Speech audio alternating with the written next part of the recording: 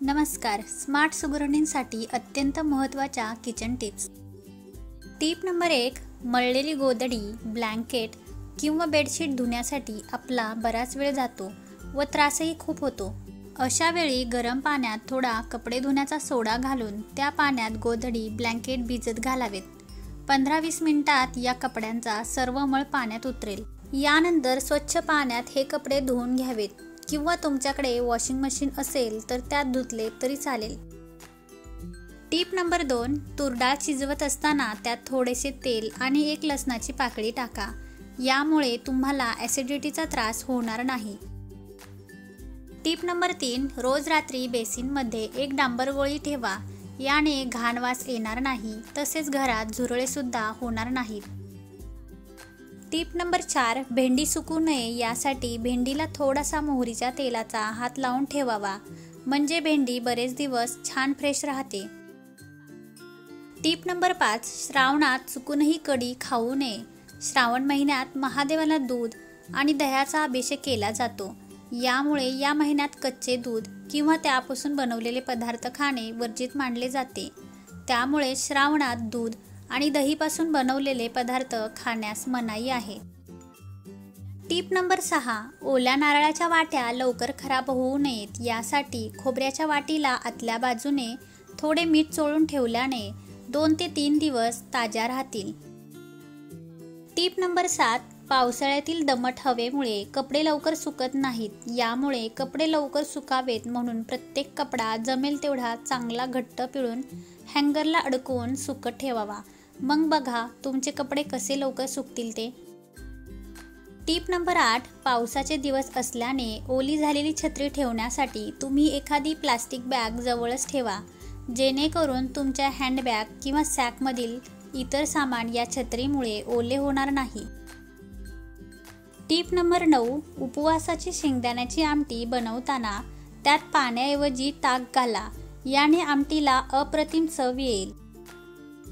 Tip number 10. बटाटे शिजवत असताना गरम पाण्यामध्ये थोडे व्हिनेगर टाकून मग बटाटे शिजवावेत. बटाटे लवकर शिजतील. Tip number 11. बटाट्याच्या भाजीत नेहमीपेक्षा थोडे जास्त तेल घालावे. तसेच या भाजीत हिरवी मिरची चिरून घालण्याऐवजी आलं, लसूण, हिरवी मिरची आणि जिरे मिक्सरला वाटून घाला. याने भाजीची चव दुप्पट होते. Tip number 12. दही जास्त आंबट झाले असेल तर त्यात 1-1.5 ग्लास पाणी टाकून थोड्या वेळाने वर आलेलं पाणी काढून एखाद्या कुंडीत टाका. त्यामुळे दह्याचा जास्त झालेला आंबटपणा कमी होईल. Tip number 13. साखर पाक बनवताना पाकात साखरेचे पुन्हा कण बनू नयेत यासाठी पाकात थोडा लिंबूरस टाका. Tip number 14. चीज किसताना किसणीला चीज चिकटू नये यासाठी किसणीला थोडे तेल लावावे. Tip number 15. फ्लावरच्या भाजीमध्ये बहुतेक वेळा बारीक अळी आढळते, म्हणून फ्लावरची भाजी बनवण्यापूर्वी फ्लावर साफ करून मिठाच्या पाण्यात 15 मिनिटांसाठी बुडवून ठेवा आणि नंतर पाणी गाळून न काढता पाण्यातून हलकेच भाजी काढून घ्या. याने अळी किंवा कीड असेल तर खाली पाण्यातच राहतील. Tip number 16. लादीवर किंवा फरशीवर पडलेले सिलेंडरच्या गंजाचे डाग सहजपणे घालवण्यासाठी एका बाउलमध्ये पाणी, थोडा लिंबाचा रस व थोडी ब्लिचिंग पावडर मिसळून घ्यावे. आता हे पाणी डाग पडलेल्या जागेवर थोडे थोडे टाकून ब्रशच्या साहाय्याने हे डाग घासून घ्या. फरशीवरील सर्व डाग काही सेकंदात निघून जातील. Tip number 17. भात बनवताना तांदूळ धुवून त्यावर थोडे मीठ टाकून ठेवा आणि भांड्यामध्ये थोडे तूप घालून त्यावर हे धुतलेले तांदूळ घालून मग गरम पाणी टाका. याने भाताची चव छान येते. Tip number 18. गॅस सिलेंडर वाया न जाता अधिक काळ टिकावा यासाठी गॅसचे बर्नर नेहमी स्वच्छ ठेवावेत. गॅसवर काही उतू गेले तर ते लगेचच साफ करून घ्यावे. रोज किचन साफ करताना गॅस शेगडी देखील व्यवस्थित साफ करावी. गॅस शेगडी साफ करताना पाण्याचा वापर चुकूनही करू नका, नाहीतर गॅस शेगडी व बर्नरला गंज येतो. Tip number 19. वरीचा भात बनवताना त्यात मीठ, मिरची, शेंगदाण्याचा कूट आणि थोडा बटाटा घाला. भात चवीला अप्रतिम होतो. तसेच वेगळ्या आमटीची गरजही भासत नाही. दह्यासोबतही भात खाता येतो.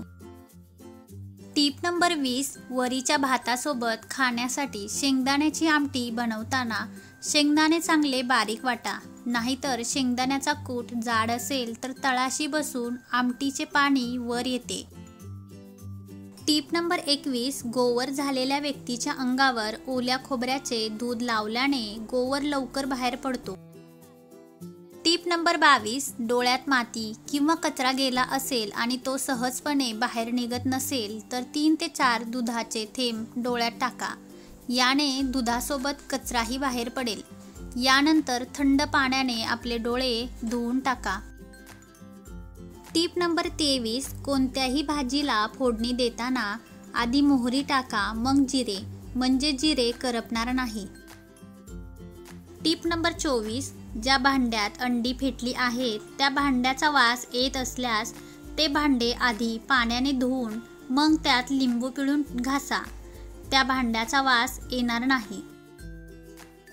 टीप नंबर 25. पोटात मुरडा पडत असेल तर बेंबीवर थोडी हिंग पावडर व थेंबभर पाणी एकत्र मिसळून लावा. टीप नंबर 26. चविष्ट पावभाजी बनवण्यासाठी त्यात थोडा चिकन मसाला टाका. टीप नंबर 27. सकाळची शिल्लक राहिलेली चपाती रात्री पुन्हा गरम करत असताना चपातीला थोडे पाणी लावून गरम करा. याने चपाती खाताना नरम आणि ताजी असल्यासारखी लागेल. टीप नंबर 28. बासुंदी बनवत असताना त्यात 1 चमचा कॉर्नफ्लॉवर घातल्याने बासुंदी छान दाटसर आणि स्वादिष्ट बनते. टीप नंबर 29. पुदिना उन्हात वाळवून त्याची पूड करून ठेवल्याने दहीवडा बनवताना उपयोगी येईल. टीप नंबर 30. चहा चांगला व्हावा यासाठी पाण्यात थोडी चहा पावडर टाकून 2 ते 3 मिनिटे उकळून नंतर दूध टाका. टीप नंबर 31. मटर पनीरची भाजी करताना त्यात अर्धा चमचा कसुरी मेथी टाका. यामुळे भाजी फारच चविष्ट होईल. टीप नंबर 32. 1 वाटी मेथीचे दाणे रात्रभर पाण्यात भिजत घाला आणि सकाळी बारीक पूड करून त्यात कोरफडीचा गर मिक्स करून केसांच्या मुळांशी लावा. याने केस गळणे 100% थांबते. टीप नंबर 33. दूध पिशवी ताजी नसेल आणि दूध उकळताना फाटून खराब होईल असा अंदाज वाटत असल्यास दूध उकळण्याच्या आधी दुधात चिमूटभर बेकिंग पावडर टाका, म्हणजे दूध फाटणार नाही.